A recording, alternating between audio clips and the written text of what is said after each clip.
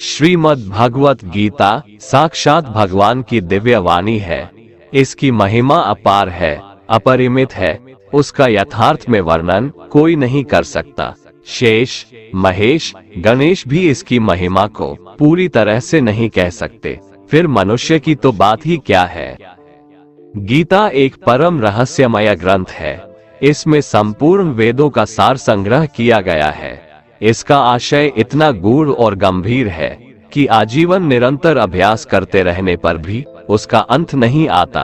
भगवान के गुण, प्रभाव, स्वरूप, तत्व, रहस्य और उपासना का तथा कर्म एवं ज्ञान का वर्णन जिस प्रकार भगवत गीता में किया गया है, वैसा अन्य ग्रंथों में एक साथ मिलना कठिन है। भगवत गीता एक ऐसा अनुपमेय शास्त्र है जिसका एक भी शब्द सदुपदेश से खाली नहीं है। गीता सर्वशास्त्रमयी है। इसे सारे शास्त्रों का खजाना कहा जाता है। गीता का भली भांति ज्ञान हो जाने पर सभी शास्त्रों का तात्विक ज्ञान अपने आप हो जाता है। गीता को हम भगवान से भी बढ़कर कहें तो कोई अत्युक्ति नहीं होगी। भगवान ने स्वयं कहा है, मैं गीता के आश्रय में रहता हूँ। गीता मेरा श्रेष्ठ घर है। गीता के ज्ञान का सहारा लेकर ही मैं तीनों लोकों का पालन करता हूँ। इसके सिवा गीता में ही भगवान अपने मुक्त कंठ से यह घोषणा करते हैं कि जो कोई मनुष्य मेरी इस गीता रूप आज्ञा का पालन करेगा वह निसंदेह मुक्त हो जाएगा। यही नहीं, भगवान कहते हैं कि जो कोई इसका अध्ययन भी करेगा उसके द्वारा मैं ज्ञान यज्ञ से पूजित होऊंगा। भगवान कहते हैं, जो मनुष्य गीता का रहस्य भक्तों को धारण कराता है और उनमें इसका विस्तार एवं प्रचार करता है, वो मनुष्य मुझे अतिशय प्रिय है।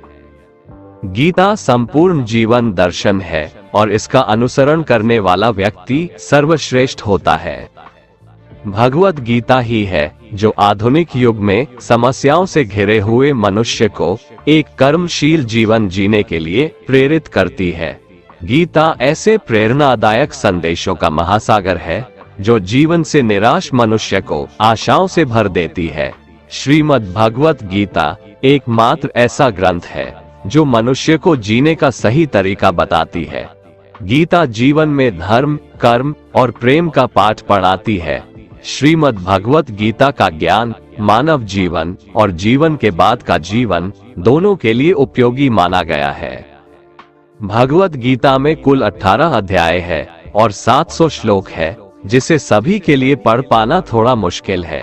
इसीलिए आज के इस बेहद ही खास वीडियो में हम संपूर्ण गीता सार के बारे में बात करने वाले हैं, जिन्हें जानकर आप श्रीमद् भगवत गीता का सही मतलब समझ पाएंगे।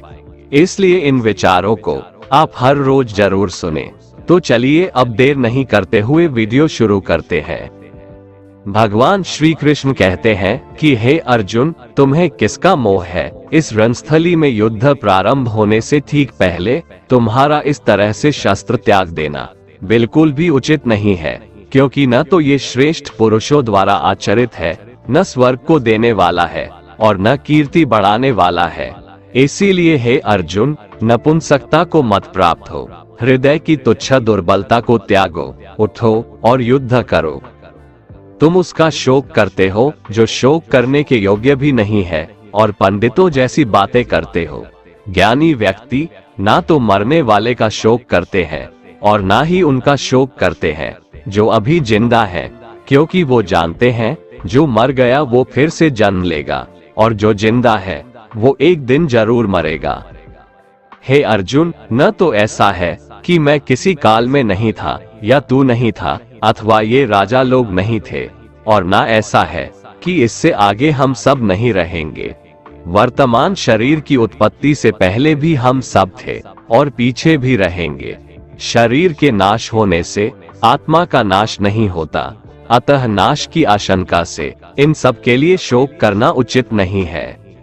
आत्मा अजर अमर है। आत्मा न तो मरता है और न ही जन्म लेता है, क्योंकि आत्मा अजन्मा, नित्य, सनातन और पुरातन है। शरीर के मारे जाने पर भी यह नहीं मरता। जैसे मनुष्य पुराने वस्त्रों को त्याग कर नए वस्त्र धारण करता है, ठीक उसी प्रकार जीवात्मा पुराने व्यर्थ शरीर को त्याग कर नए शरीर को धारण करती है। आत्मा को शस्त्र काट नहीं सकते और न अग्नि इसे जला सकती है, जल इसे गीला नहीं कर सकता और ना ही वायु इसे सुखा सकती है। परंतु फिर भी अगर तुम इस आत्मा को सदा जन्म लेने वाला और सदा मरने वाला समझता है, तो भी हे महाबाहो, तू इस प्रकार का शोक करने के योग्य नहीं है, क्योंकि इस मान्यता के अनुसार जन्मे हुए की मृत्यु निश्चित है और मरे हुए का जन्म लेना भी निश्चित है। हे अर्जुन, अपने धर्म से भागकर तुम भय मत कर, क्योंकि क्षत्रिय के लिए धर्मयुक्त युद्ध से बढ़कर दूसरा कोई कल्याणकारी कर्तव्य नहीं है। हे पार्थ, अपने आप प्राप्त हुए और खुले हुए स्वर्ग के द्वार रूपी इस प्रकार के युद्ध को भाग्यवान क्षत्रिय लोग ही पाते हैं।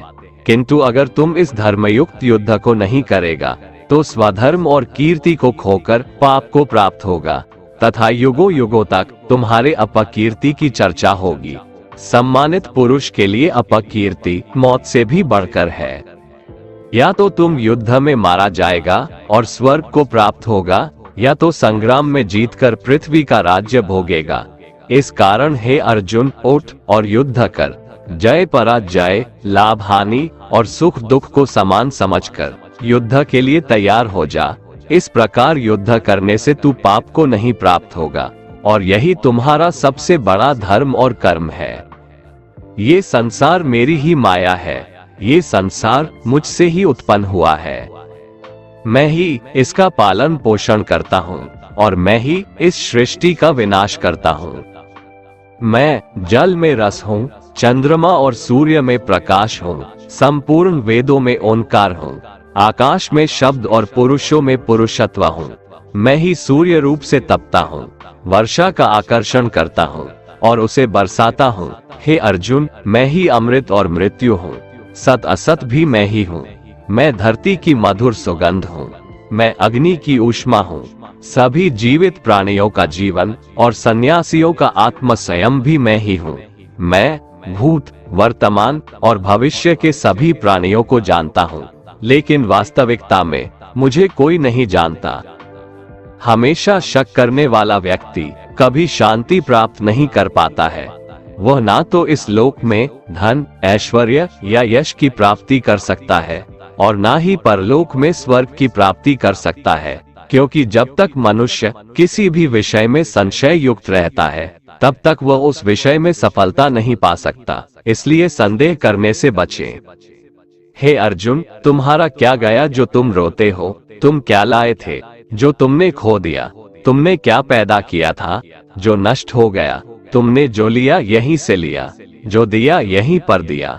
जो आज तुम्हारा है कल किसी और का होगा, क्योंकि परिवर्तन ही संसार का नियम है और समय के साथ संसार में हर चीज परिवर्तन के नियम का पालन करती है। भगवान श्री कृष्ण कहते हैं, कर्मयोग ही वह योग है जिसके माध्यम से हम अपनी जीवात्मा से जुड़ पाते हैं। कर्मयोग हमारे आत्मज्ञान को जागृत करता है। इसके बाद हम न केवल अपने वर्तमान जीवन के उद्देश्यों को, बल्कि जीवन के बाद की अपनी गति का पूर्वाभास प्राप्त कर सकते हैं। इस योग में कर्म के द्वारा ईश्वर की प्राप्ति की जाती है। श्रीमद् भगवद गीता में कर्मयोग को सर्वश्रेष्ठ माना गया है। गृहस्थ और कर्मठ व्यक्ति के लिए ये योग अधिक उपयुक्त है। कर्म योग सिखाता है कि कर्म के लिए कर्म करो, आसक्ति रहित होकर कर्म करो। कर्मयोगी इसीलिए कर्म करता है कि कर्म करना उसे अच्छा लगता है और इसके परे उसका कोई हेतु नहीं है। कर्मयोगी कर्म का त्याग नहीं करता, वह केवल कर्मफल का त्याग करता है और कर्मजनित दुखों से मुक्त हो जाता है। उसकी स्थिति इस संसार में एक दाता के समान है और वह कुछ पाने की कभी चिंता नहीं करता। वह जानता है कि वह दे रहा है और बदले में कुछ मांगता नहीं, और इसीलिए वह दुख के चंगुल में नहीं पड़ता। कर्म फल का त्याग कर धर्मनिरपेक्ष कार्य का संपादन भी पूजा के समान हो जाता है। संसार का कोई कार्य ब्रह्म से अलग नहीं है, इसलिए कार्य की प्रकृति कोई भी हो, निष्काम कर्म सदा ईश्वर को ही समर्पित हो जाता है। पुनर्जन्म का कारण वासनाओं या अतृप्त कामनाओं का संचय है। कर्मयोगी कर्मफल के चक्कर में ही नहीं पड़ता, अतः वासनाओं का संचय भी नहीं होता। इस प्रकार कर्मयोगी पुनर्जन्म के बंधन से भी मुक्त हो जाता है। भगवान श्री कृष्ण कहते हैं, मनुष्य का मन वायु की तरह चंचल है। यह मन ही है जो मनुष्य को काम वासनाओं की तरफ भटकाता रहता है। अगर जीवन को सफल बनाना है तो मन पर काबू करना बहुत जरूरी है। मन को वश में करने से दिमाग की शक्ति केंद्रित होती है, जिससे कार्यों में सफलता मिलने लगती है। गीता के अनुसार जिस व्यक्ति ने अपने मन पर काबू पा लिया, वह मन में पैदा होने वाली बेकार की चिंताओं और इच्छाओं से भी दूर रहता है। साथ ही व्यक्ति अपने लक्ष्य को भी आसानी से प्राप्त कर लेता है। अगर मन को वश में नहीं करोगे तो वह तुम्हारा सबसे बड़ा शत्रु बन जाएगा। भगवान कहते हैं, जो मनुष्य सुख और दुख में शांत रहता है, जिसके राग, भय और क्रोध नष्ट हो गए हैं, जो मनुष्य शुभ और अशुभ वस्तु को पाकर न प्रसन्न होता है और न द्वेष करता है, जिन्होंने अपनी इंद्रियों को वश में कर लिया है, वो स्थिर बुद्धि मनुष्य मुनि के समान है। ऐसा मनुष्य स्थिर चित्त और इंद्रियों को वश में करके ज्ञान द्वारा परमात्मा को प्राप्त करके हमेशा संतुष्ट रहता है। क्रोध मनुष्य को नरक की ओर ले जाने वाला द्वार है। क्रोध करने से व्यक्ति का मन अशांत हो जाता है और उसकी स्मरण शक्ति भ्रमित हो जाती है। स्मृति में विभ्रम होने से उसकी बुद्धि नष्ट हो जाती है और फिर व्यक्ति का पतन हो जाता है। भगवान श्री कृष्ण कहते हैं, मनुष्य को क्रोध करने से बचना चाहिए। कितना भी गुस्सा आए, स्वयं को शांत रखने का प्रयास करे। श्री भगवान कहते हैं, जिस प्रकार समुद्र की स्थिति अचल है, भारी से भारी आंधी तूफान आने पर या अनेक नदियों के जल प्रवाह उसमें प्रविष्ट होने पर भी वो अपनी स्थिति से विचलित नहीं होता, मर्यादा का त्याग नहीं करता, उसी प्रकार परमात्मा के स्वरूप में स्थित योगी की स्थिति भी सर्वथा अचल होती है। बड़े से बड़े सांसारिक सुख दुखों का संयोग वियोग होने पर भी उसकी स्थिति में जरा भी अंतर नहीं पड़ता। वह योगी परमात्मा में नित्य, निरंतर, अटल और एकरस स्थित रहता है। जो मनुष्य संपूर्ण कामनाओं को त्याग कर ममता रहित, अहंकार रहित और स्पृहा रहित होकर विचरण करता है, वही मनुष्य शांति को प्राप्त कर पाता है। जिस प्रकार प्रकाश की ज्योति अंधेरे में चमकती है, ठीक उसी प्रकार सत्य भी चमकता है। इसलिए व्यक्ति को सदैव सत्य के मार्ग पर चलना चाहिए। सत्य कभी दावा नहीं करता है कि मैं सत्य हूँ, लेकिन झूठ हमेशा दावा करता है कि सिर्फ मैं ही सत्य हूँ। इस संपूर्ण संसार में कोई भी व्यक्ति महान नहीं जन्मा होता है, बल्कि उसके कर्म उसे महान बनाते हैं। सही कर्म वह नहीं है जिसके परिणाम हमेशा सही हो, अपितु सही कर्म वह है जिसका उद्देश्य कभी गलत ना हो। श्रेष्ठ पुरुष जैसा आचरण करता है, अन्य पुरुष भी वैसा ही आचरण करते हैं। वो जो कुछ प्रमाण देता है, समस्त मनुष्य समुदाय उसी के पद चिन्हों पर अपने रास्ते चुनता है। इसलिए सज्जन व्यक्तियों को सदैव अच्छा व्यवहार करना चाहिए। जो मनुष्य ईश्वर में श्रद्धा नहीं रखते, वो अज्ञानी मनुष्य जीवन में कभी भी सुख, शांति और सफलता को प्राप्त नहीं कर पाते। ऐसे मनुष्य की बुद्धि विपरीत हो जाती है। वे लौकिक और पारलौकिक सब प्रकार के सुख साधनों को विपरीत ही समझने लगते हैं। इसी कारण वे विपरीत आचरणों में प्रवृत्त हो जाते हैं। इसके फलस्वरूप उनका इस लोक में और परलोक में पतन हो जाता है। वे अपनी वर्तमान स्थिति से भी भ्रष्ट हो जाते हैं और मरने के बाद उनको अपने कर्मों का फल भोगने के लिए सूकर, कुकर आदि नीच योनियों में जन्म लेना पड़ता है या घोर नरक में पड़कर भयानक यातनाएं भोगनी पड़ती है। भगवान श्री कृष्ण कहते हैं, जो मनुष्य अपने कर्तव्यों का पालन करते हुए विपरीत परिस्थितियों में भी अपने धर्म के मार्ग पर अडिग रहता है और उसके कारण अगर उसकी मृत्यु भी हो जाती है, तो वह मृत्यु भी उसके लिए परम कल्याणकारक बन जाता है और उस मनुष्य को स्वर्ग की प्राप्ति होती है। हे अर्जुन, मेरे और तुम्हारे बहुत से जन्म हो चुके हैं। उन सबको तू नहीं जानता, किंतु मैं जानता हूँ। मैं अजन्मा और अविनाशी हूँ। मैं समस्त प्राणियों का ईश्वर होते हुए भी अपनी प्रकृति को अधीन करके अपनी योग माया से प्रकट होता रहता हूँ।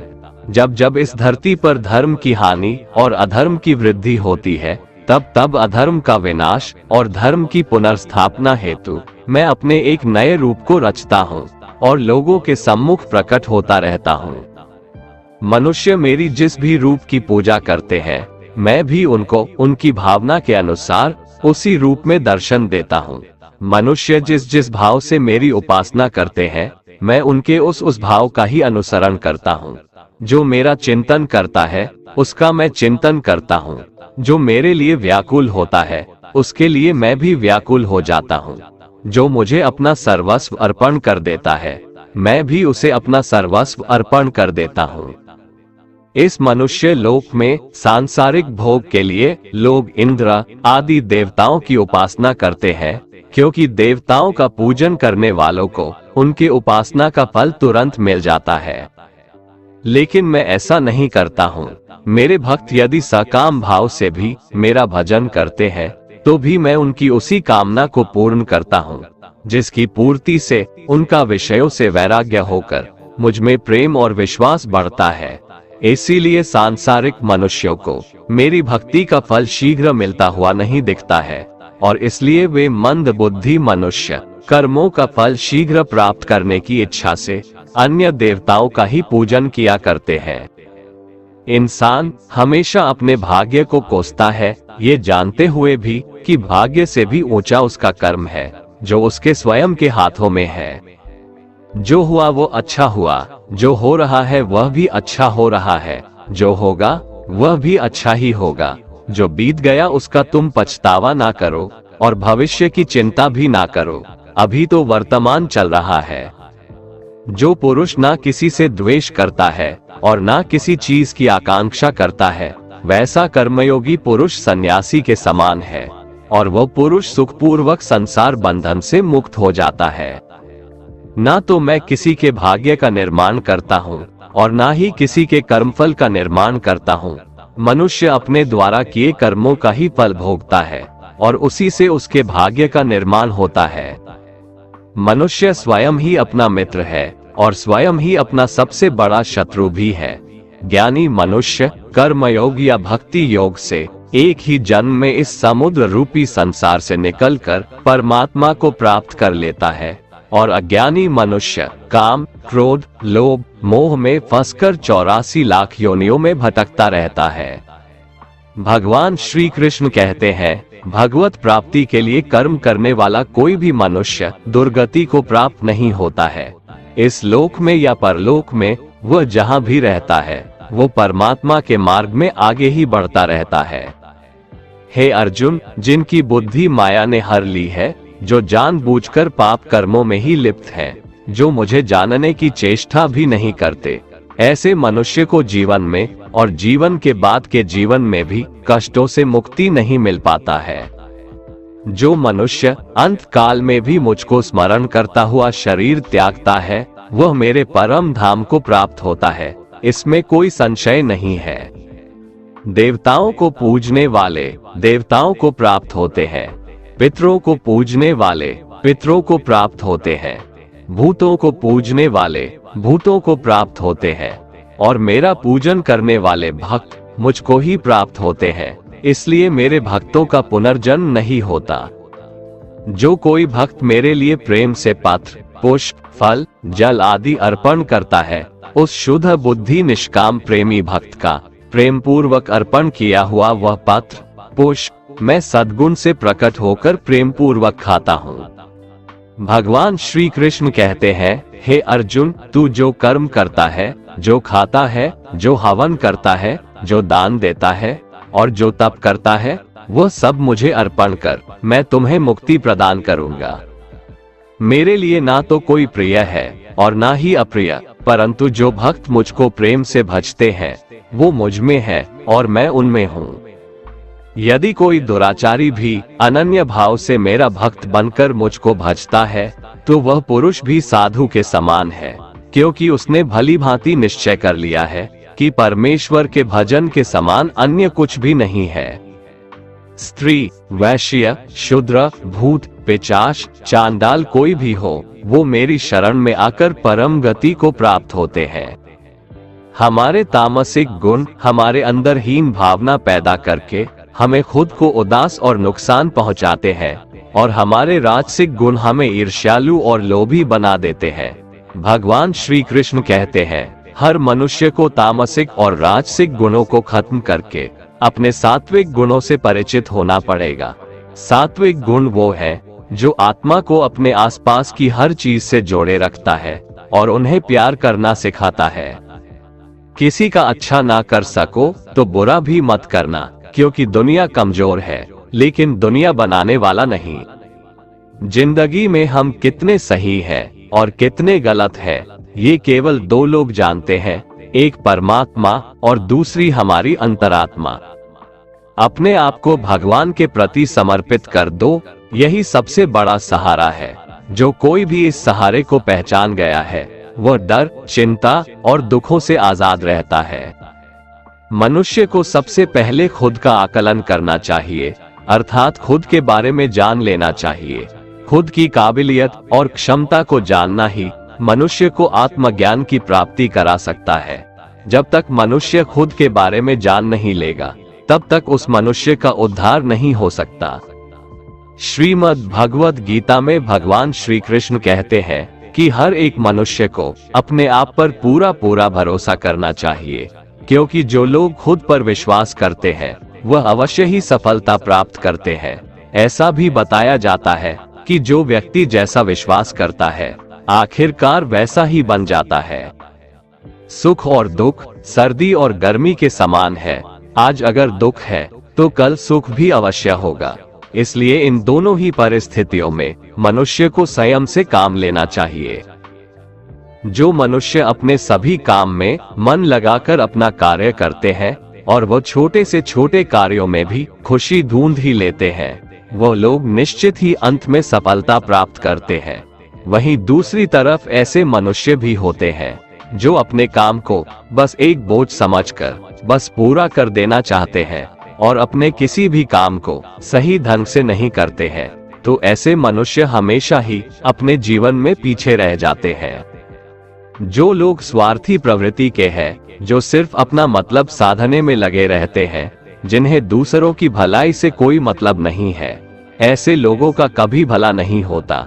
श्री कृष्ण ने गीता सार में उन लोगों के लिए इस उपदेश के माध्यम से बहुत बड़ी सीख दी है। भगवान कहते हैं, स्वार्थ शीशे में फैली धूल की तरह है, जिसकी वजह से व्यक्ति अपना प्रतिबिंब ही नहीं देख पाता। इंसान का स्वार्थ उसे अन्य लोगों से दूर ले जाकर नकारात्मक हालातों की तरफ धकेलता है, जिसके चलते व्यक्ति अकेला रह जाता है। अगर आप चाहते हैं कि आप भी अपना जीवन खुशीपूर्वक व्यतीत करें, तो इसके लिए यह जरूरी है कि आप अपने स्वार्थ को कभी अपने पास नहीं आने दें, क्योंकि स्वार्थी मनुष्य दोस्ती भी सिर्फ अपना स्वार्थ निकालने के लिए करते हैं। ईश्वर हमेशा मनुष्यों का साथ देता है। जो व्यक्ति इस प्रभावशाली सत्य को मान लेता है तो उसका जीवन पूरी तरह बदल जाता है। सृष्टि निर्माता ईश्वर ही है जो संपूर्ण जगत को चला रहा है। वहीं इंसान तो बस ईश्वर की हाथ की एक कठपुतली है। इसलिए इंसान को कभी अपने भविष्य या फिर अतीत की चिंता नहीं करनी चाहिए, क्योंकि हर विकट परिस्थिति में ईश्वर इंसान का साथ देता है और उसे मुश्किल से बाहर निकालता है। इसलिए हम सभी को ईश्वर पर भरोसा रखना चाहिए। श्रीमद् भगवत गीता में श्री कृष्ण ने यह उपदेश दिया है कि अपने काम को पहले प्राथमिकता दें और पहले अपने काम को पूरा करने की कोशिश करें, तभी दूसरे का काम करें। क्योंकि जो लोग पहले अपने काम को नहीं करते और दूसरे का काम करते रहते हैं, वे लोग अक्सर परेशान रहते हैं। मनुष्य अपने हृदय से जो दान कर सकता है वो अपने हाथों से नहीं कर सकता, और मौन रहकर जो कुछ वो कह सकता है वो शब्दों से नहीं कह सकता।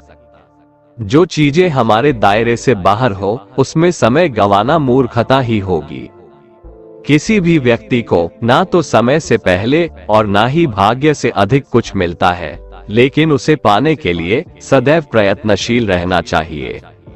जो मनुष्य मेरे पर मन लगाते हैं मेरी भक्ति करते हैं, मैं उनको वो सब कुछ प्रदान करता हूँ जो उनके पास नहीं है, और जो उनके पास है मैं उनकी रक्षा भी करता हूँ। इसलिए ये बहुत जरूरी है कि हम अपने बुरे वक्त में परमात्मा पर भरोसा रखें। भगवान श्री कृष्ण कहते हैं, कितना भी बुरा वक्त आ जाए कभी विचलित नहीं होना चाहिए, बल्कि डटकर उसका सामना करना चाहिए, क्योंकि इस संसार का नियम है, जो आया है उसे दुख का सामना करना पड़ेगा। रोने से और चिंता करने से कोई फायदा नहीं होने वाला है, बल्कि इससे दुख और बढ़ेगा। जीवन में आगे बढ़ने के लिए और अपनी अलग पहचान बनाने के लिए यदि आपको क्रांतिकारी भी बनना पड़े तो इससे पीछे न हटें। कहने का सीधा मतलब ये है कि जरूरत के हिसाब से खुद में बदलाव करें और समाज के बारे में न सोचते हुए अपने काम पूरे करें। जीवन में दोस्तों की भूमिका बहुत अहम होती है। सच्चे दोस्तों की पहचान हमेशा मुश्किल वक्त में ही होती है। जिस तरह भगवान कृष्ण ने पांडवों के मुश्किल वक्त में उनका साथ दिया था, वैसे ही आपको भी अपने दोस्तों का साथ देना चाहिए।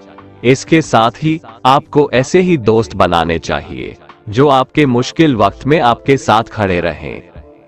जीवन में हार जीत लगी रहती है, लेकिन सफलता सिर्फ उसी व्यक्ति को मिलती है जो अपनी गलतियों और हार से सीख लेकर आगे बढ़े। हार कर निराश होना किसी भी समस्या का हल नहीं है। किसी भी परिस्थितियों से लड़ने के लिए उसके लिए एक बेहतर रणनीति बनाना बहुत जरूरी है। बिना रणनीति के आप हर मोर्चे पर कामयाब नहीं हो पाएंगे। यदि पांडव भी श्री कृष्ण द्वारा बनाई गई रणनीति का पालन नहीं करते तो शायद कौरवों के खिलाफ हुए युद्ध में उन्हें जीत नहीं मिलती। गीता के 10वें अध्याय में भगवान श्री कृष्ण कहते हैं कि हे अर्जुन, मैं सभी प्राणियों के हृदय में स्थित सबका आत्मा हूँ। संपूर्ण प्राणियों का आदि, मध्य और अंत भी मैं ही हूँ। मैं सूर्य हूँ, मैं वेदों में सामवेद हूँ, देवों में इंद्र हूँ, इंद्रियों में मन हूँ, मैं ब्रह्मा हूँ, मैं विष्णु हूँ, मैं महेश हूँ, जलाशयों में मैं समुद्र हूँ, पर्वतों में मैं हिमालय हूँ। इस संपूर्ण संसार में तुम जो कुछ भी देख पाते हो सब मैं ही हूँ। कोई आदमी चाहे लाख चीजें जान ले, चाहे वो पूरे जगत को जान ले, लेकिन अगर वह स्वयं को नहीं जानता तो वह अज्ञानी है। अगर कोई आपको ठुकरा दे तो बुरा मत मानना, क्योंकि वे वास्तव में आपकी कीमत नहीं जानते। जो रिश्ता हमें रुला दे उससे गहरा कोई रिश्ता नहीं, और जो रिश्ता हमें रोता हुआ छोड़ दे उससे कमजोर कोई रिश्ता नहीं।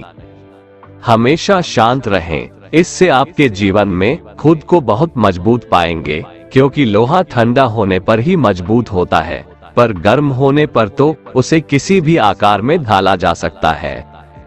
किसी विपत्ति के समय आपको ये 7 गुण बचाएंगे: आपका ज्ञान, आपकी विनम्रता, आपकी बुद्धि, आपके भीतर का साहस, आपके अच्छे कर्म, सच बोलने की आदत और ईश्वर में विश्वास। आत्मा हमेशा जानती है कि सही क्या है और गलत क्या है, लेकिन मनुष्य के सामने चुनौती तो मन को समझने की होती है। मुश्किल समय में व्यक्ति अकेला हो जाता है, लेकिन मुश्किलों की वजह से वही व्यक्ति मजबूत हो जाता है। जो आपको सम्मान दे उसी को सम्मान दीजिए। हैसियत देखकर सर झुकाना कायरता का लक्षण है। हे अर्जुन, जो न कभी हर्षित होता है, न किसी से द्वेष करता है, न शोक करता है, न कामना करता है, जो शुभ और अशुभ संपूर्ण कर्मों का त्यागी है, वह ज्ञानी मनुष्य मुझको अति प्रिय है। मुझे पाने के 3 तरीके हैं: ध्यान योग, ज्ञान योग और कर्म योग, और इन सब में कर्म योग सबसे प्रधान है। किसी पर विश्वास करना हो तो उनकी बातों पर नहीं, उनकी हरकतों पर ध्यान दो। गुस्से के वक्त थोड़ा रुक जाने से और गलती के वक्त थोड़ा झुक जाने से जिंदगी और भी आसान हो जाती है। भगवान श्री कृष्ण कहते हैं, जो मनुष्य मुझे जान लेता है वह जन्म मरण के बंधनों से मुक्त हो जाता है। जो मनुष्य भगवद गीता को पढ़कर उस पर अमल करता है, उसके सारे दुष्कर्मों का प्रभाव समाप्त हो जाता है। जो भाग्य में है वो भाग कर आएगा, और जो भाग्य में नहीं है वो आकर भी भाग जाएगा। जैसे हवा के झोंके नाव को भटका देते हैं, वैसे ही मनुष्य की इच्छाएं बुद्धि को भटका देती है।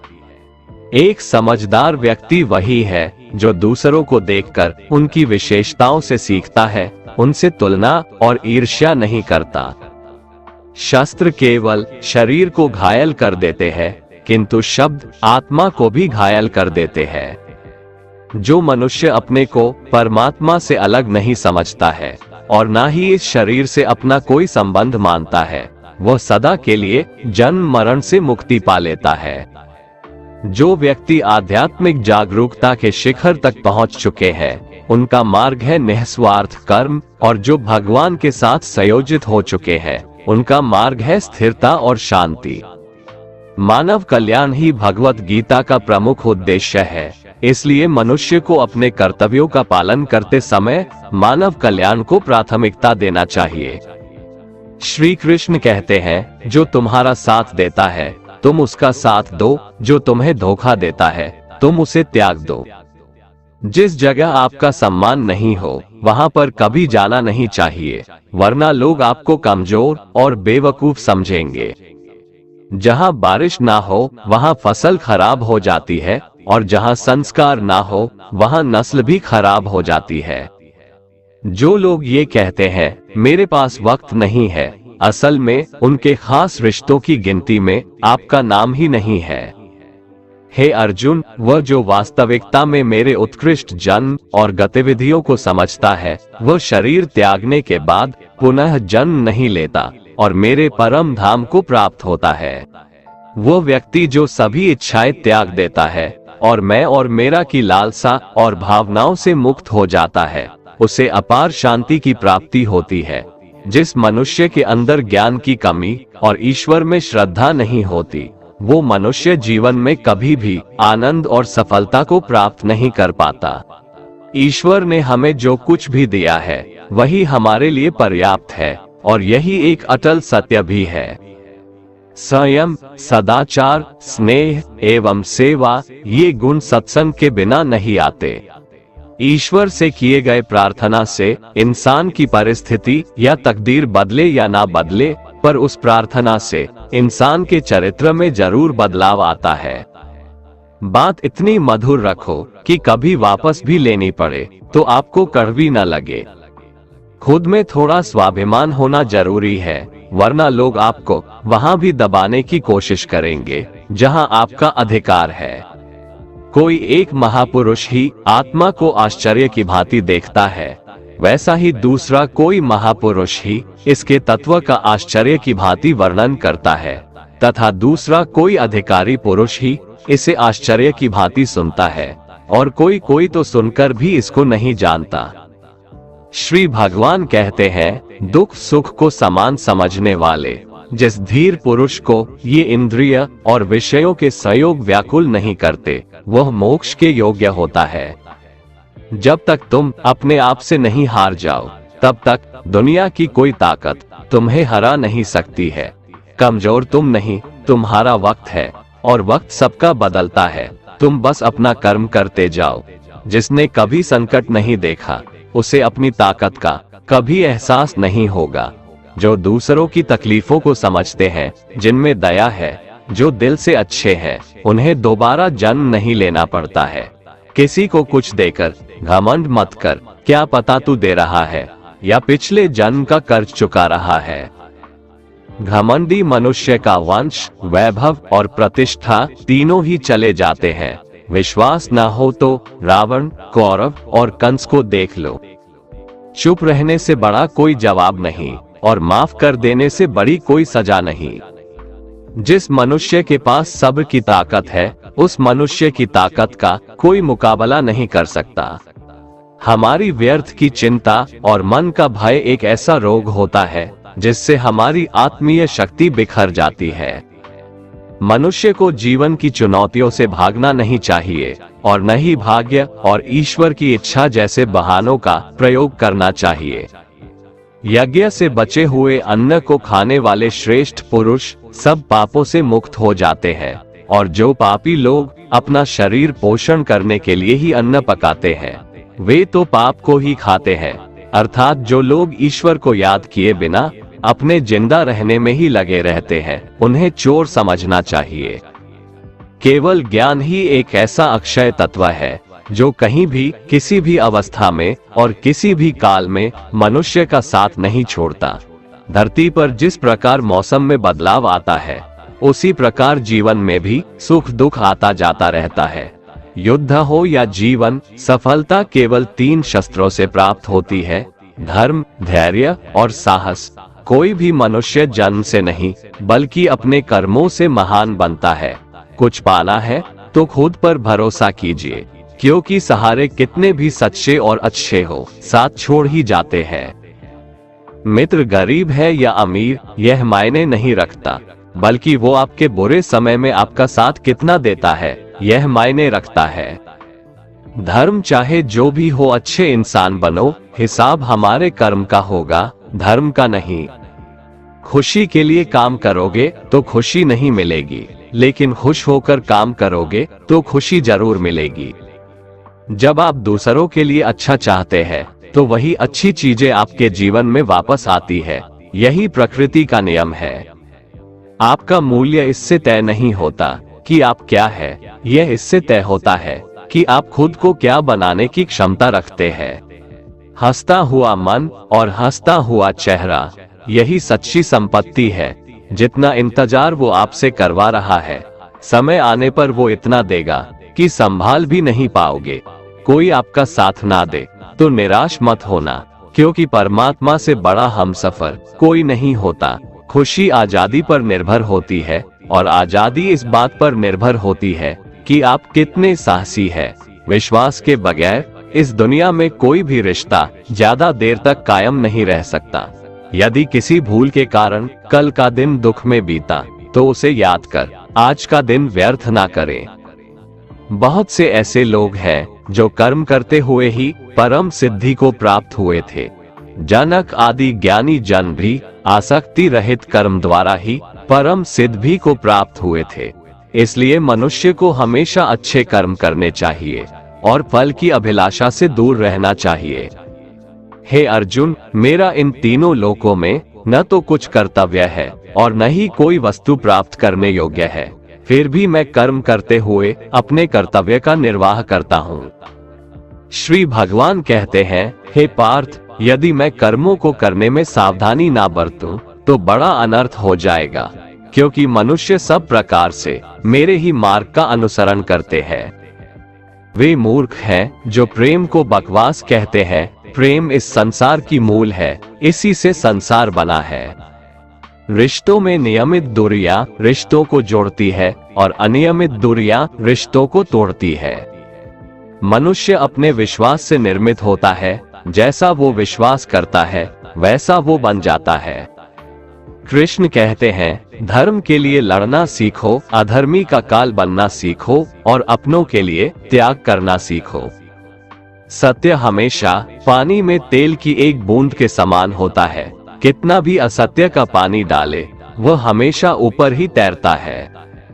अपने जीवन में कभी भी ना किसी को आनंद में वचन दो, ना क्रोध में उत्तर दो और ना ही दुख में कभी निर्णय लो। कोई आदमी चाहे लाख चीजें जान ले, चाहे वो पूरे जगत को जान ले, लेकिन अगर वह स्वयं को नहीं जानता तो वह अज्ञानी है। अपना काम बनाने के लिए लोग आपकी तारीफ करेंगे, आपसे रिश्ता बनाने की कोशिश करेंगे, लेकिन उनके व्यवहार को सच मानकर अगर आप फंस जाएंगे तो आगे चलकर आपको ही नुकसान होगा। अक्सर आपको चोट वही लोग पहुंचाते हैं जो आपके अपने होते हैं, जो आपके दिल के ज्यादा करीब होते हैं। गीता का ये सबसे महत्वपूर्ण ज्ञान है, क्योंकि महाभारत की लड़ाई पराये लोगों में नहीं थी, यह एक ही परिवार की लड़ाई थी। चाहे आप किसी की मदद करो या मत करो, लेकिन जानबूझकर कभी किसी का दिल नहीं दुखाना चाहिए, क्योंकि जब किसी का दिल आपकी वजह से दुखता है तो हमेशा याद रखना कि आपको भी वो दर्द एक दिन जरूर मिलेगा। कभी भी किसी भी चीज की अति नहीं करनी चाहिए, क्योंकि किसी भी चीज की अति आपको ही नुकसान पहुंचाएगी। इसलिए जीवन को संतुलन के साथ जीना चाहिए। जो आपके साथ अधर्म करे, पाप करे, गलत करे, उसे सजा जरूर देना चाहिए। अगर आप उसे सहते हैं तो वो आपके साथ और गलत करता है और आप उससे भी बड़े पाप के भागीदार बन जाएंगे। इसलिए ज्ञानी व्यक्ति को चाहिए कि वो अपने साथ हो रहे गलत का विरोध करना सीखे। जीवन में कभी वो मत करो जो लोग करते हैं, हमेशा वही करो जो तुम्हारे लिए सही है। भगवान श्री कृष्ण कहते हैं, जो इंसान अपनी रक्षा खुद नहीं कर सकता या फिर अपनी रक्षा करने का प्रयास भी नहीं करता, ऐसे मनुष्यों की रक्षा भगवान भी नहीं करते। जो इंसान खुद के महत्व को नहीं जानता, वैसे इंसान को कोई भी महत्व नहीं देता है। बुरा इंसान कभी अपनी बुराई नहीं छोड़ता। आप चाहे उसके साथ कितना भी अच्छा चलो, वो आपको तकलीफ जरूर देगा। इसलिए जो जैसा है उसके साथ वैसा ही व्यवहार करना चाहिए। जो इंसान समय की कदर नहीं करता, समय भी उस इंसान की कदर कभी नहीं करता है और वैसा इंसान जीवन में कभी भी सुख, शांति और सफलता को प्राप्त नहीं कर पाता है। संगति का मनुष्य के जीवन पर बहुत गहरा प्रभाव पड़ता है। अच्छा इंसान अगर बुरे लोगों के संगत में रहेगा तो वो भी एक दिन बुरा बन जाएगा। इसलिए हमेशा अच्छे लोगों के संगत में रहें। इस दुनिया में परमात्मा के सिवा किसी को अपना मत समझो। यहाँ कोई अपना नहीं है, क्योंकि जब दुनिया के सारे रास्ते बंद हो जाते हैं तो ईश्वर की तरफ जाने वाला रास्ता हमेशा खुला रहता है। इस दुनिया में हारे हुए इंसान की, तकलीफ में पड़े हुए इंसान की कोई मदद नहीं करता और अगर कोई इंसान थोड़ा सा सफल हो जाए तो उससे कोई खुश नहीं होता। इसलिए अपना दुख किसी को बताओ मत और अपनी खुशी किसी के आगे जताओ मत। मनुष्य का आहार हमेशा सात्विक और संतुलित होना चाहिए। जिस इंसान को ये समझ नहीं कि क्या खाना चाहिए, कितना खाना चाहिए, कहाँ खाना चाहिए और कैसे खाना चाहिए, वो परमात्मा को कभी नहीं पा सकता। जो मंदबुद्धि मनुष्य सिर्फ दिखावे के लिए कहता है कि उसने समस्त इंद्रियों को वश में कर लिया है, परंतु वह मन ही मन उन इंद्रियों के विषयों का चिंतन करता रहता है, वो मनुष्य मिथ्याचारी अर्थात दंभी कहा जाता है। जो पुरुष परंपरा से नहीं चलता, सृष्टि चक्र के नियमों का पालन नहीं करता, अर्थात अपने कर्तव्य का पालन नहीं करता, वह इंद्रियों के द्वारा भोगों को भोगने वाला पापी पुरुष व्यर्थ ही जीता है। परंतु जो मनुष्य आत्मा में ही रमण करने वाला और आत्मा में ही तृप्त तथा आत्मा में ही संतुष्ट हो, उसके लिए कोई कर्तव्य नहीं है। आत्मा का मतलब यहाँ सबसे बड़ा सच है और जो सत्य को समझता है, सत्य में ही खुश होकर सत्य में ही रहता है, उसके लिए कोई कर्तव्य नहीं है। लेकिन ऐसा कोई लाखों करोड़ों में एक होता है। उस महापुरुष का इस विश्व में न तो कर्म करने से कोई प्रयोजन रहता है और न कर्मों के न करने से ही कोई प्रयोजन रहता है, तथा संपूर्ण प्राणियों में भी इसका स्वार्थ से कोई संबंध नहीं रहता। कहने का सीधा मतलब है, जिसे परमात्मा मिल चुका है वह कोई और दूसरा कर्म क्यों करे।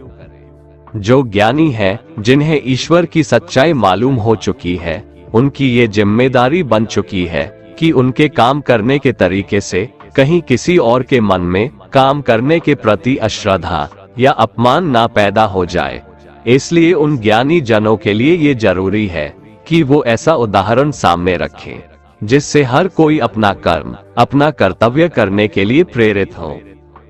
तामसिक गुण वाले व्यक्ति आलस्य या नींद इसी प्रकार के कर्म करते हैं। राजसिक गुण वाले बात बात पर शौर्य या बहादुरी दिखाने का काम करते हैं, लेकिन ज्ञानी मनुष्य जानते हैं उसके गुण ही उससे कर्म करवा रहे हैं, और जो ज्ञानी नहीं होते वो समझते हैं कि सब कुछ वही कर रहे हैं। उठाकर फेंक दो उन रिश्तों को गहरे समुंदर में जिनमें वक्त पड़ने पर स्वार्थ और मतलब की बदबू आती हो।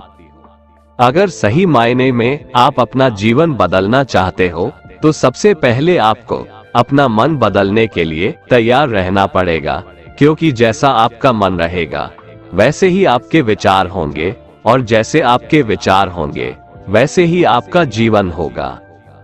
जो जा रहा है उसे जाने दो, वो आज रुक भी गया तो कल चला ही जाएगा। आप जितने सरल, सीधे और नर्म दिल के रहोगे, उतना ही चतुर और बेईमान लोगों द्वारा खदेड़ दिए जाओगे। जिंदगी में सब कुछ दोबारा मिल सकता है, पर वक्त के साथ खोया हुआ रिश्ता और भरोसा दोबारा नहीं मिलता। भरोसा उसी पर करना जो निभाने के लायक हो। कुछ पल का साथ तो अर्थी उठाने वाले भी दे देते हैं। सच्चे लोगों पर भी उतना विश्वास रखिए जितना दवाइयों पर रखते हैं। बेशक थोड़े कड़वे होंगे, पर आपके लिए फायदेमंद होंगे।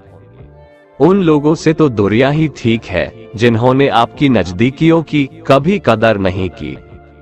बड़ा वही होता है जो छोटों के दर्द को समझ सके।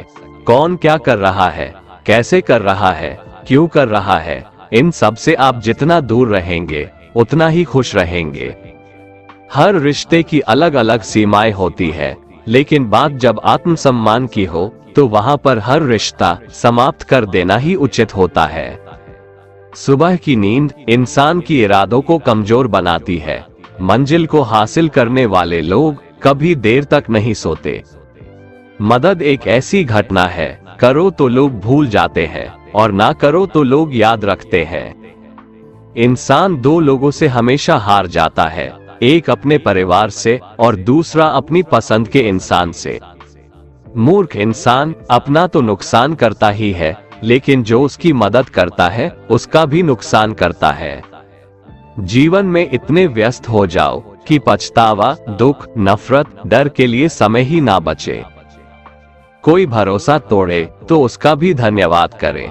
वो हमें सिखाते हैं कि भरोसा सोच समझकर करना चाहिए।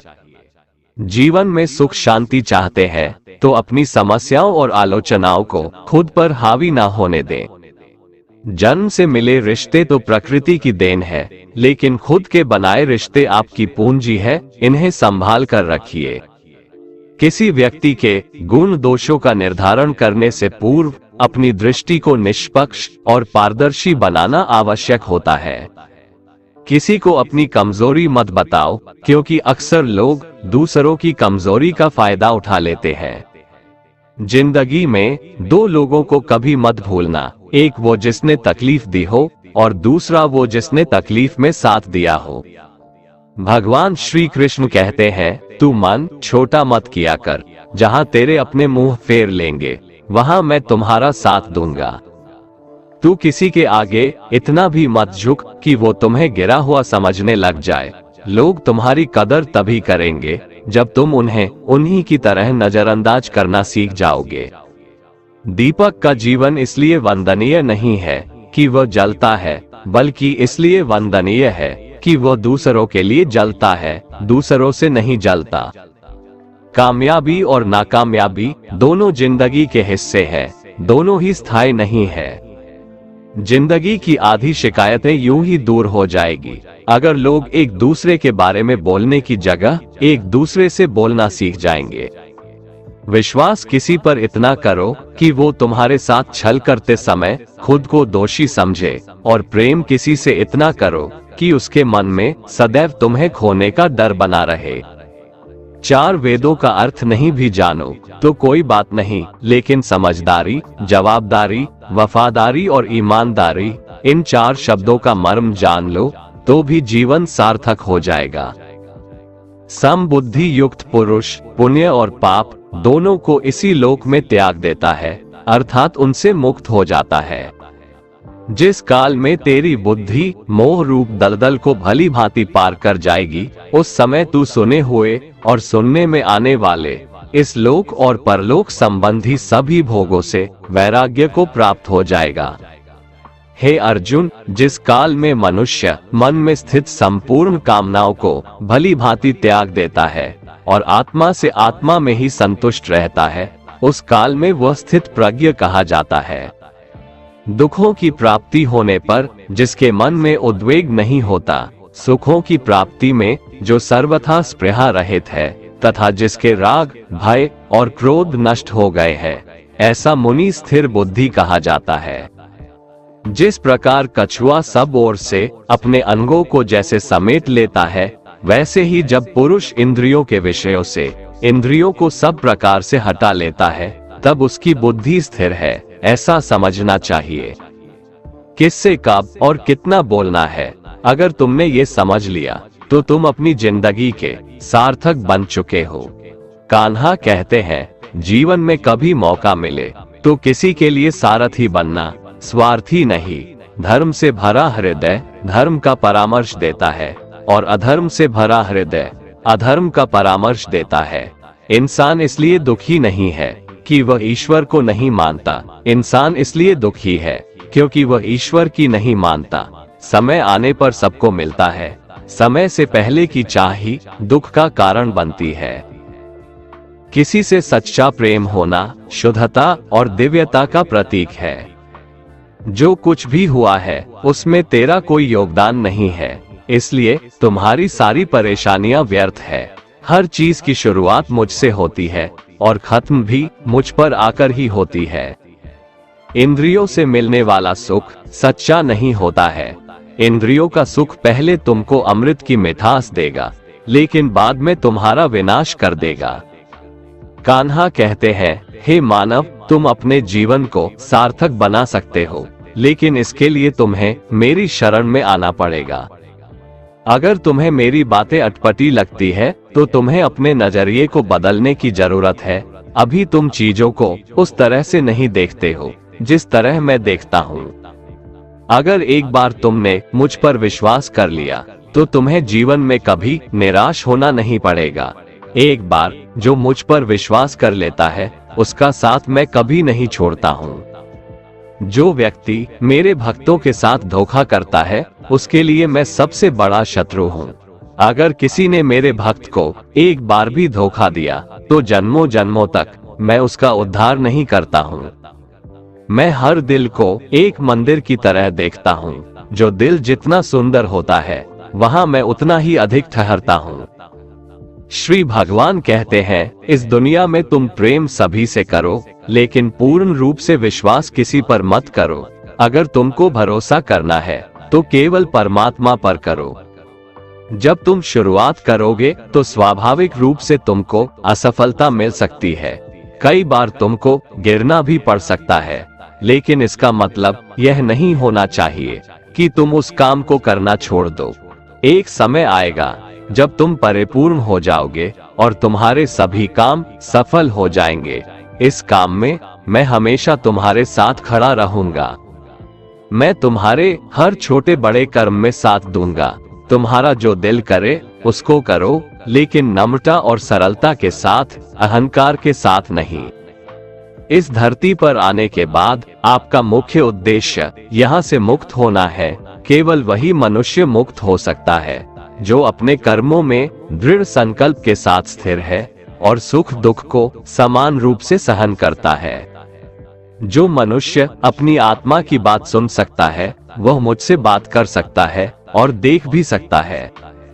जो आदमी मुझे हर चीज में देखता है और मेरे होने के एहसास को अनुभव करता है वह मेरा सच्चा भक्त है। ऐसे भक्तों से मुझे प्रेम है। ऐसा कोई नहीं है जिसका सदियों से अस्तित्व है और ना ही ऐसा कोई है जिसका सदियों बाद अस्तित्व रहेगा। यहाँ कुछ स्थायी नहीं है। मैं सभी के घरों में निवास करता हूँ। मेरी ऊर्जा सभी जगह समान रूप से वितरित है। जो मुझे पहचान लेता है उसको मैं भक्ति रस प्रदान करता रहता हूँ। दुनिया का सबसे बड़ा पापी अगर समर्पण के साथ मेरी सच्ची उपासना करे तो मैं उसको भी शुद्ध कर देता हूँ। जो तुमने सुना है उस पर विश्वास मत करो। कुछ लोग अपने विवेक से मुझे अपना बनाते हैं, कुछ लोग ज्ञान से, कुछ लोग कर्म से, कुछ योग से।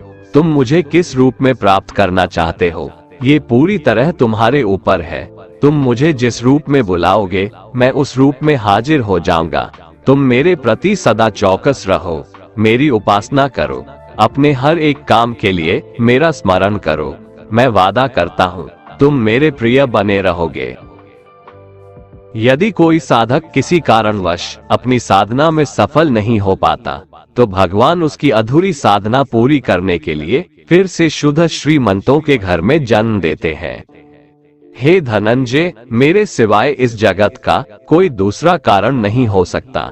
मैं ही इस संपूर्ण संसार का महाकारण हूँ। जैसे मोती सूत के धागे की माला में पिरोए हुए होते हैं, वैसे ही यह संपूर्ण जगत मुझ में ही ओतप्रोत है। ये संसार मुझसे ही उत्पन्न होता है, मुझ में ही स्थित रहता है और मुझ में ही लीन हो जाता है। कहने का तात्पर्य यह है कि भगवान के सिवाय संसार की स्वतंत्र सत्ता नहीं है। सत, रज और तम, इन तीनों गुणों से युक्त मेरी माया को पार कर पाना असंभव है। मनुष्य मेरी इस माया में चिपके रहते हैं और भोग संग्रह की इच्छा छोड़ नहीं पाते। मनुष्य अपने को कभी सुखी और कभी दुखी, कभी समझदार और कभी बेसमझ, कभी निर्बल और कभी बलवान आदि मानकर मेरी इस माया में तल्लीन रहते हैं। परंतु जो मनुष्य मेरे शरणागत हो जाते हैं, वे मेरी इस माया को आसानी से पार कर जाते हैं, क्योंकि उनकी दृष्टि केवल मेरी तरफ रहती है। वे मेरी माया में नहीं फंसते। हे भरत श्रेष्ठ अर्जुन, पवित्र कर्म करने वाले मेरे 4 प्रकार के भक्त मेरा स्मरण करते हैं। पहला है आर्त भक्त, अर्थात दुख से निवृत्ति चाहने वाले भक्त। दूसरा है अर्थार्थी भक्त, अर्थात धन संपदा चाहने वाले भक्त। तीसरा है जिज्ञासु भक्त, अर्थात केवल मुझे जानने की इच्छा वाले भक्त। और चौथा है ज्ञानी भक्त, अर्थात मुझे ज्ञान सहित जानने वाले भक्त। आइए इसको थोड़ा समझ लें। आर्त भक्त वो है जो प्राण संकट आने पर संकट दूर करने के लिए केवल भगवान को पुकारते हैं, कष्ट का निवारण केवल भगवान से ही चाहते हैं, दूसरे किसी से नहीं। वे आर्त भक्त कहलाते हैं। आर्त भक्तों में द्रौपदी और गजेंद्र का दृष्टांत ठीक नहीं लगता है, क्योंकि इन दोनों ने अपनी रक्षा के लिए अन्य उपायों का भी सहारा लिया था। चीरहरण के समय जब तक द्रौपदी भीष्म पितामह और 5 पांडवों पर भरोसा करती रही, तब तक वह रोती बिलखती और कष्ट पाती रही। परंतु जब सब सहारा छोड़कर अनन्य भाव से प्रभु को पुकारा, तब प्रभु ने उसकी लाज बचाई। ऐसे ही गजेंद्र ने जब तक दूसरे हाथियों और हथिनियों का सहारा लिया, अपने बल का सहारा लिया, तब तक वह कई वर्षों तक ग्राह से लड़ता रहा और दुख पाता रहा। सब सहारा छूटने के बाद जब उसने ओम नमो भगवते कहकर हरि को पुकारा, तब भगवान ने तुरंत आकर ग्राह का मुंह फाड़ दिया और गजेंद्र का उद्धार किया। आर्त भक्तों में अभिमन्यु की पत्नी उत्तरा का दृष्टांत सही लगता है, कारण कि जब उस पर आफत आई, तब उसने भगवान श्री कृष्ण के सिवाय किसी दूसरे उपाय का सहारा नहीं लिया। उसने सीधे भगवान से निवेदन किया। उसने श्री भगवान से कहा कि हे जगतपति, ये दहकता हुआ अश्वत्थामा का बाण मेरे गर्भ को नष्ट करने के लिए दौड़ा आ रहा है, मेरी रक्षा करे। तुरंत उत्तरा के गर्भ में प्रविष्ट होकर भगवान ने गर्भ की रक्षा की और परीक्षित को बचाया। अर्थार्थी भक्त वो हैं जिनको अपनी सुख सुविधा के लिए धन संपत्ति प्राप्त करने की इच्छा हो जाती है, परंतु उसको वे केवल भगवान से ही चाहते हैं, दूसरों से नहीं। ऐसे भक्त अर्थार्थी भक्त कहलाते हैं। जिज्ञासु भक्त वो है जिसमें भगवान को जानने और भगवत भक्ति की जोरदार इच्छा हो जाती है। जिज्ञासु भक्तों में उद्धव जी का नाम लिया जाता है। भगवान ने उद्धव जी को दिव्य ज्ञान का उपदेश दिया था, जो उद्धव गीता के नाम से भी प्रसिद्ध है। श्रीमद् भगवत गीता में उच्च कोटि के भगवत प्रेमी को ज्ञानी भक्त माना गया है। उनके मन में किसी भी प्रकार की कोई इच्छा नहीं होती, वे केवल भगवान के प्रेम में ही मस्त रहते हैं। प्रेमी भक्तों में गोपियों का नाम प्रसिद्ध है। गोपियों ने अपने सुख का त्याग कर प्रियतम भगवान के सुख को ही अपना सुख माना था। ज्ञानी अर्थात प्रेमी भक्त भगवान से कुछ नहीं चाहता, इसलिए वो भगवान का सर्वश्रेष्ठ भक्त है। बुरे लोग हमेशा बुरे कर्म करते हैं, फिर भी वह जीवन में सुखी और संपन्न रहते हैं, जबकि अच्छे लोग जीवन भर अच्छे कर्म करते हैं, फिर भी उसे अपमान और दर्द ही मिलता है। अक्सर लोगों के मन में ऐसा सवाल रहता है कि जो लोग अच्छे कर्म करते हैं वो परेशान रहते हैं, वहीं जो बुरे कर्म करते हैं वो खुशी से रह रहे होते हैं। अच्छे कर्म करने वाले परेशान होते हैं कि आखिर उन्हें इतनी परीक्षा क्यों देनी पड़ रही है, जबकि जो अधर्म की राह में है वो खुश है और जिंदगी का लुत्फ उठा रहे हैं। अक्सर लोग सोचते हैं कि अब अच्छाई का जमाना ही नहीं रहा। अगर आपके मन में भी ये सवाल आया है तो आज आप इसका जवाब सुन लीजिए। ये जवाब वो है जो भगवत गीता में लिखा है और श्री कृष्ण ने अर्जुन को दिया था। भगवत गीता में वर्णित कथा के अनुसार जब भी अर्जुन के मन में कोई दुविधा होती थी तो वो श्री कृष्ण के पास पहुंच जाते थे। एक बार की बात है, अर्जुन ने भगवान श्री कृष्ण के समीप आकर कहा कि वो दुविधा में है और इसका जवाब वो श्री कृष्ण से चाहते हैं। श्री कृष्ण ने पूछा कि क्या सवाल है। अर्जुन ने कहा, मुझे ये जानना है कि अच्छे लोगों के साथ हमेशा बुरा ही क्यों होता है, वहीं बुरे लोग खुशहाल दिखते हैं। अर्जुन के मुंह से ऐसी बातें सुनकर श्री कृष्ण मुस्कुराए और कहा, मनुष्य जैसा सोचता है और महसूस करता है वैसा कुछ नहीं होता है, बल्कि अज्ञानता की वजह से वो सच्चाई नहीं समझ पाता है। अर्जुन उनकी ये बात समझ नहीं पाए। इसके बाद श्री कृष्ण ने क्या कहा वो जानते हैं। कान्हा ने अर्जुन से कहा कि हे पार्थ, मैं तुम्हें एक कथा सुनाता हूँ, उसे सुनकर तुम समझ जाओगे कि हर प्राणी को उसके कर्म के हिसाब से ही फल मिलता है। प्रकृति हर किसी को अपनी राह चुनने का मौका देती है। अब वो मनुष्य की इच्छा पर निर्भर करता है कि उसे धर्म की राह चुननी है या अधर्म की। कथा शुरू करते हुए श्री कृष्ण ने कहा, एक नगर में दो पुरुष रहा करते थे। एक पुरुष व्यापारी था जिसके जीवन में धर्म की बहुत महत्ता थी। वो पूजा पाठ में यकीन रखता था। वो हर रोज मंदिर जाता था और दान धर्म भी करता था और हर रोज भगवान की पूजा करता था। वहीं दूसरा पुरुष बिल्कुल विपरीत था। वो हर रोज मंदिर तो जाता था लेकिन पूजा करने नहीं, बल्कि मंदिर के बाहर से जूते चप्पल चुराने। उसे दान और धर्म से कोई लेना देना नहीं था। समय बीतता गया और एक दिन बहुत जोर की बारिश हो रही थी। इस वजह से मंदिर में पुजारी के अलावा कोई नहीं था। ये बात जब दूसरे पुरुष को पता चली तो उसने कहा कि ये सही मौका है मंदिर का धन चुराने का। पंडित से नजर बचाकर उसने मंदिर का सारा धन चुरा लिया। उसी समय धर्म कर्म में विश्वास रखने वाला व्यक्ति भी मंदिर पहुंचा। दुर्भाग्य से मंदिर के पुजारी ने उसे ही चोर समझ लिया और चिल्लाने लगे। वहां लोग एकत्र हो गए और उसे बहुत मारा। किसी तरह वो बचते बचाते वहां से निकला तो दुर्भाग्य ने उसका साथ वहां भी नहीं छोड़ा। मंदिर के बाहर वो एक गाड़ी से टकरा गया और घायल हो गया। फिर वो व्यापारी लंगड़ाते हुए घर जाने लगा तो रास्ते में उसकी मुलाकात उस पुरुष से हुई जिसने मंदिर से धन चुराया था। उसने कहा, आज तो मेरी किस्मत चमक गई, एक साथ इतना सारा धन मिल गया। ये सब देखकर उसे बहुत बुरा लगा और उसने अपने घर से भगवान की सारी तस्वीरें निकाल दी। कुछ सालों बाद दोनों की पुरुषों की मृत्यु हो गई। मरने के बाद जब दोनों यमराज की सभा में पहुंचे और भले पुरुष ने दूसरे व्यक्ति को देखा तो उसे बहुत गुस्सा आया। उसने क्रोधित होकर यमराज से पूछ ही लिया, मैं तो हमेशा अच्छे कर्म करता था, दान में विश्वास रखता था, उसके बदले जीवन भर मुझे अपमान और दर्द ही मिला और इस व्यक्ति को नोटों से भरी पोटली, आखिर ऐसा भेदभाव क्यों? इस पर यमराज ने कहा, पुत्र तुम गलत समझ रहे हो। जिस दिन तुम्हारी गाड़ी से टक्कर हुई थी वो दिन तुम्हारे जीवन का आखिरी दिन था, परंतु तुम्हारे अच्छे कर्मों की वजह से तुम्हारी मौत सिर्फ एक छोटी से चोट में बदल गई। तुम इस दुष्ट व्यक्ति के बारे में जानना चाहते हो? दरअसल इसके भाग्य में राजयोग था, मगर इसके कुकर्मों और अधर्म की वजह से वो सिर्फ एक छोटी सी धन की पोटली में बदल गया। कथा सुनाने के बाद श्री कृष्ण अर्जुन से कहते हैं, पार्थ क्या अब तुम्हें तुम्हारे सवाल का जवाब मिल गया? ऐसा सोचना कि भगवान तुम्हारे कर्मों को नजरअंदाज कर रहे हैं, ये बिल्कुल भी सत्य नहीं है।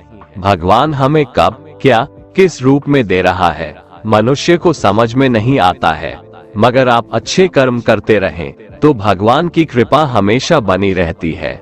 इसलिए अपने अच्छे कर्मों को बदलना नहीं चाहिए, क्योंकि उसका फल हमें इसी जीवन में मिलता है। इसलिए मनुष्य का फर्ज है कि वो हमेशा अच्छे कर्म करते रहें, क्योंकि श्री कृष्ण ने गीता में भी बताया है कि किसी के द्वारा किया गया कर्म बेकार नहीं जाता है, चाहे वो अच्छा हो या बुरा। कान्हा कहते हैं, मैं ना तो तुम्हारी महंगी भेंट से प्रसन्न होता हूँ और ना ही दिखावटी दान दीक्षा से। अगर मेरे मन को जीतना है तो मुझे प्रेम से पुकारो, मैं हाजिर हो जाऊंगा। अवास्तविक चीजों को लेकर मन में कभी डर पैदा मत होने दो। वो वास्तविक नहीं है, वह ना तो कभी था और ना कभी होगा। इसके विपरीत जो वास्तविक है वह हमेशा से था और उसे ना तो बदला जा सकता है, ना कभी नष्ट किया जा सकता है। जो मनुष्य किसी अच्छे काम में लगा हुआ होता है, आने वाले समय में उसका अंत कभी बुरा नहीं होता है। मनुष्य को निडर, शुद्ध और आध्यात्मिक बनना चाहिए। जीवन का आनंद लो, उदार दिल से बातें करो, किसी पर क्रोध मत करो, किसी का अहित मत सोचो, सभी के साथ सद्भाव के साथ पेश आओ। कर्म का नियम कहता है कि प्रत्येक घटना का एक कारण और प्रभाव होता है। समान रूप से किए गए कार्य के परिणाम अलग अलग हो सकते हैं। ये केवल इस बात पर निर्भर करता है कि वो कर्म करता किस प्रकार है। जिस प्रकार आग एक लकड़ी को जलाकर राख कर देती है, उसी प्रकार आत्मा ज्ञान आपके अंदर चलने वाले सभी द्वैत कार्यों को भस्म कर आपको आंतरिक शांति प्रदान करता है। भगवान पर विश्वास उस बच्चे की तरह करो जिसे हवा में उछालो तो वह हंसता है, वह डरता नहीं है, क्योंकि वह जानता है कि आप उसे गिरने नहीं दोगे। दुनिया में हमारे सामने चाहे जो परिस्थिति आ जाए, एक काम करना, अपने जीवन को ऊपर वाले को सौंप देना। इस मनुष्य लोक में कर्मों के फल को चाहने वाले लोग देवताओं का पूजन किया करते हैं, क्योंकि उनको कर्मों से उत्पन्न होने वाली सिद्धि शीघ्र मिल जाती है। ब्राह्मण, क्षत्रिय, वैश्य और शूद्र, इन 4 वर्णों का समूह गुण और कर्मों के अनुसार मेरे द्वारा रचा गया है। इस प्रकार उस सृष्टि रचनादि कर्म का कर्ता होने पर भी मुझ अविनाशी परमेश्वर को तू वास्तव में अकर्ता ही जान। कर्मों के फल में मेरी स्पृहा नहीं है, इसलिए मुझे कर्म लिप्त नहीं करते। यहाँ श्री भगवान के कहने का भाव है कि कर्म करो, लेकिन फल की इच्छा से नहीं, बस अपना कर्म करते जाओ और आगे बढ़ते जाओ। पूर्व काल में पूर्वजों ने भी इस प्रकार मेरे बताए अनुसार ही कर्म किए हैं और मोक्ष को प्राप्त हुए हैं। इसलिए अगर तू भी मोक्ष को पाना चाहता है तो पूर्वजों द्वारा सदा से किए जाने वाले कर्मों को ही कर। जिसकी आसक्ति सर्वथा नष्ट हो गई है, जो अपने देह पर अभिमान नहीं करता और जो ममता से रहित हो गया है, जिसका चित्त निरंतर परमात्मा के ज्ञान में स्थित रहता है, वैसा कर्मयोगी अपना कर्म यज्ञ की तरह करता है और मोक्ष को प्राप्त होता है। जो अपना सब कुछ परमात्मा को अर्पित कर देता है, जिसके लिए परमात्मा ही सब कुछ है, जो अपने हर कर्म में परमात्मा को देखता है और हर कर्म परमात्मा के लिए करता है, वैसा कर्मयोगी मोक्ष का अधिकारी होता है। जो मनुष्य मुझसे परम प्रेम करके इस परम रहस्य युक्त गीता शास्त्र को मेरे भक्तों में कहेगा, वह मुझको ही प्राप्त होगा, इसमें कोई संदेह नहीं है। उससे बढ़कर मेरा प्रिय कार्य करने वाला मनुष्यों में कोई भी नहीं है, तथा पृथ्वी भर में उससे बढ़कर मेरा प्रिय दूसरा कोई भविष्य में होगा भी नहीं। जो मनुष्य श्रद्धायुक्त दोषों से रहित होकर इस गीता शास्त्र का श्रवण भी करेगा, वह भी सभी पापों से मुक्त होकर मेरे परम धाम को प्राप्त होगा। दोस्तों, अगर आपको हमारा ये वीडियो पसंद आया तो कमेंट में जय श्री राधे कृष्ण लिखें और ऐसे ही प्रेरणादायक वीडियो देखने के लिए हमारे चैनल को सब्सक्राइब कर लें। जय श्री राधे कृष्ण।